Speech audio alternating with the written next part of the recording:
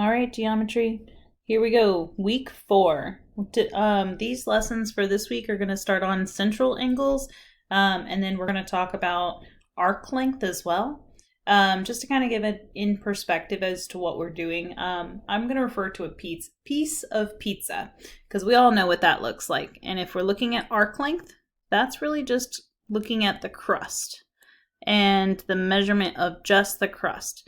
Now, I know last week we talked about pizza and we talked about the area of a circle as being kind of everything on the pizza itself, or the dough that's makes up the base of the pizza.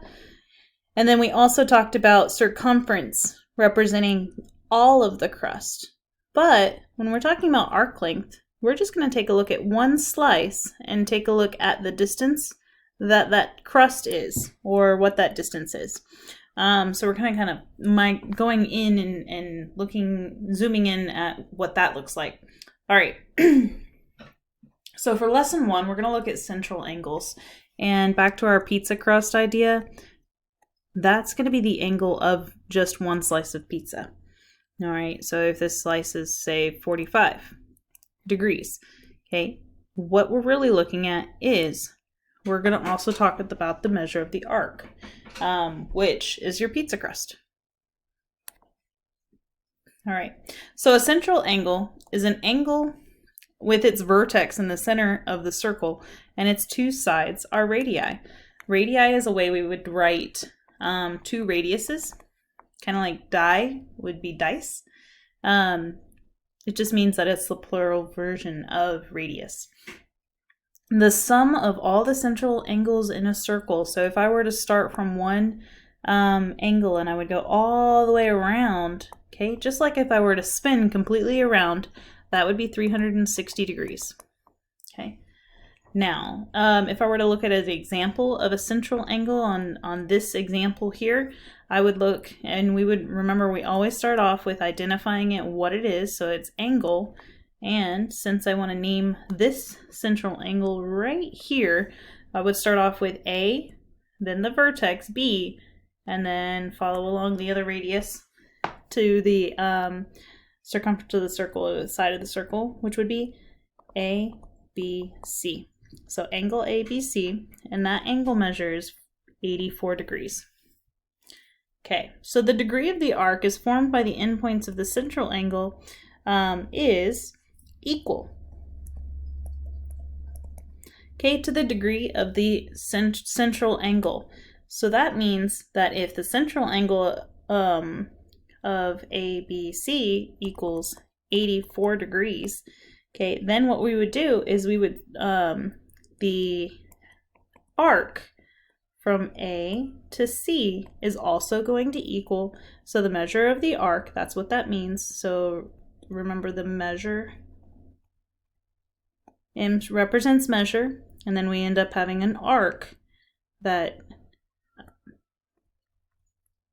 arc is going to start with that kind of like umbrella shape. Okay, so arc AC is going to represent, or is equal, congruent to the central angle here. And then we also have the measure of ADC, arc ADC.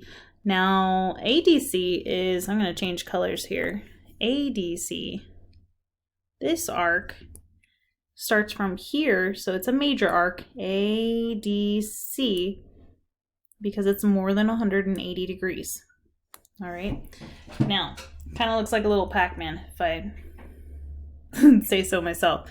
Okay, but if we know that the entire circle from here all the way around is 360 degrees, okay, and we know that this bit right here is 84, so we can go ahead and take 360 and subtract 84, and that's going to give us a remaining measure of 276, and that's what we're looking for that particular angle. All right, so that is kind of the information for central angles for this week. Let's go ahead and take a look at number 1. So number 1, we need to find the angle and arc measures. I'm gonna start off with, let's start with red. Okay, so if we're looking at the measure of JK, well, first of all, they tell us some piece of information here The measure of JK, the arc measure, they don't tell us. It's not there. But what we do know is that the central angle is congruent to the minor arc here. And if I know that that is 21 degrees, then this is also 21 degrees. So that tells us the angle measure of the arc. So the measure of the arc, I'm sorry, it's no such thing as angle measure of the arc. It's the measure of the arc. Now the next part is we need to find the measure of angle J in M. So we're going to start at J and we're going to go to N and go to M. I need to change colors because this is not that far off from that red we already used. So J, N, M, and that's the angle measure. Now there's another thing that I notice. Do you notice that KM is a diameter? So whenever we have a diameter that crosses through the center of the circle, the angle measure is going to be 180 degrees. So I'm going to go ahead and write that down. So the measure of angle M in K equals 180 degrees because we have a vertical line, okay, a vertical pair. So if I know that, then the 21 is going to be supplementary to this angle right here. So I can go ahead and take 180 and subtract 21, okay, and that's going to give us the measure 159. Okay, so 159 is going to be the angle measure for the central angle here. Now what it's asking is to find the measure of arc KL. So if I'm looking for KL, I'm looking for this measure right here. All right, so the information they tell us here is that the central angle is 159. So if the central angle is 159, then the arc is 159, okay? Or actually, I would rather start off this way. If I know that that angle measure is 59, then using congruent, our vertical angles, this is also 159. Because these angles are congruent to each other through vertical angles. Now that I know that, we have another property where the central angle and the arc are congruent. So that's going to be 159 as well. All right, next, let's go ahead and go with blue. So we're going to look for the measure of JKM. So JKM, and we're looking for arc, and if they give us 3 letters, it's going to signify a major arc. So major meaning more than 90 or 180 degrees. So we're going to look for this arc right here. Now, I notice that it pretty much encompasses all of our angles except for 159. So I'm going to use that property. If I know that the entire circle is 360 degrees, I'm going to subtract 159 from 360 degrees, and that remaining angle measure is going to give us everything except for 159, okay, which would be 201 degrees. All right, so our last one, I'm going to change to purple. Okay, we're going to find the measure of arc MKL. So MKL. So that's from here, and I'm going to erase some of this just so that it's a little less messy. Okay, so we're going to start off with M. Start here and go all the way to K. And then our last letter that identifies this arc is L, so MKL. Now I notice that this is 21 degrees and they're vertical angles from each other. Okay, so if that's 21, this is 21. The arc is 21 degrees. So I'm going to take 360 and I'm going to subtract 21 degrees, and that's going to give us the remainder, and that's 339 degrees. Okay, all right, so that's for number 1. Let's go ahead and take a look at number 2. Okay, so for number 2, we do need to solve for x. It doesn't state it here, but kind of I took off the directions. My bad. So looking at this, we need to go ahead and set it up to solve for x. The first thing that I notice is we've got two diameters going on. We have this diameter, and we also have this diameter. Okay, now because they gave us 26, and they gave us this arc measure here, we can set it up to solve if we know that the total arc measure is 180 degrees. There's actually two ways we can solve this one. Okay, another way that we can solve it is if I was looking for just this arc measure, terrible arc, okay, and I knew that the central angle over here is 26 degrees, and since it's a diameter, the entire angle measure is 180 minus 26.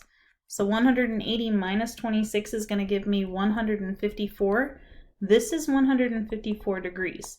So if I already know the central angle is 154 degrees, the central angle is going to equal the minor arc here.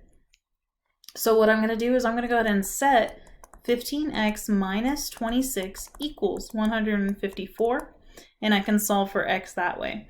Okay, so what I'm going to do next is I'm going to go ahead and add 26 to the other side. So 15x plus 26, hey, that gives me 180 again. Divide by 15.